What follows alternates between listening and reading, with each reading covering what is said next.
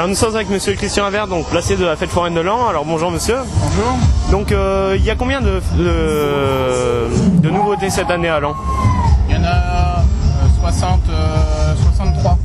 D'accord, au niveau des métiers présents? Non, au niveau simplement des forains. Des métiers, il y en a 100, on va dire 120. Ça dépend ce que je peux compter parce qu'il y a de plus en plus de coups de poing. D'accord. Ça fleurisse. D'accord. Alors au niveau des nouveautés cette année, au niveau des zones bleues, vous avez combien de zones bleues? Nous avons donc une zone bleue là, une autre là-bas, la 4. Après il y a une zone bleue sur la place numéro 1.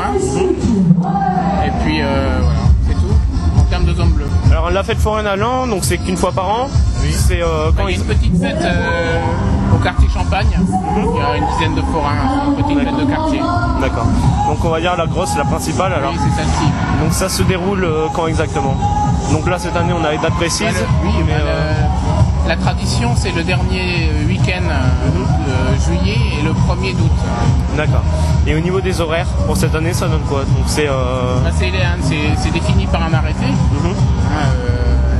Il y a tous les soirs c'est jusque minuit, enfin réduction du bruit à minuit et fermeture à 2h du matin.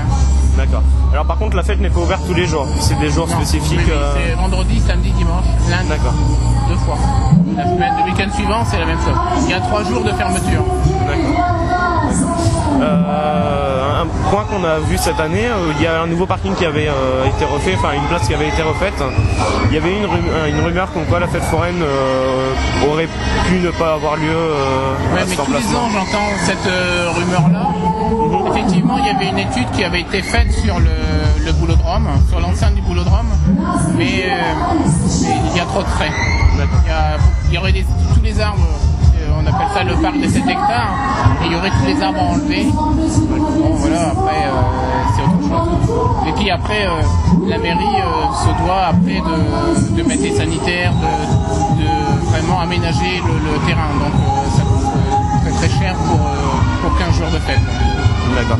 Alors donc la foire se déroule ici à la Cité des Cheminots. Quels sont les noms des emplacements exacts? Il y a 4 places. Sur l'entrée c'est la place numéro 1.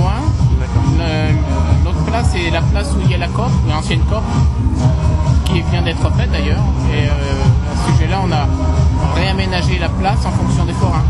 Tout a été fait pour les forains. Voilà, pour que ça soit validé après par les forains pour qu'ils puissent s'installer. Après il y a la place ici, c'est la place numéro 3. Et après j'ai nommé la place où il y a le terrain le club d'haltérophilie, c'est la place numéro 4. D'accord. Et donc là on est dans une rue principale. Le nom de la rue? C'est rue de Breuil. D'accord, rue de Breuil. Alors un dernier petit point au niveau de l'histoire de la foire, c'est-à-dire des traditions, est-ce que vous en connaissez un petit peu depuis quand la foire a lieu ici à Laon?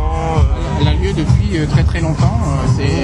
Au départ forcément c'était la Cité des Cheminots, donc c'était des cheminots qui s'occupaient de l'organisation pendant très longtemps. La fête ici a plus de 60 ans. Je suis placier depuis, c'est ma 17e fête. Donc avant il y avait un comité et puis après la mairie avait voulu un peu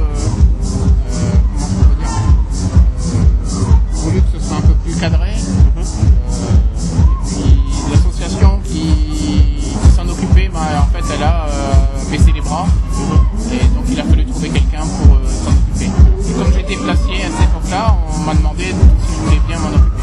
Et j'ai dit oui. Bien, merci beaucoup pour cette interview, merci d'avoir accepté notre invitation. À bientôt. Bientôt, au revoir.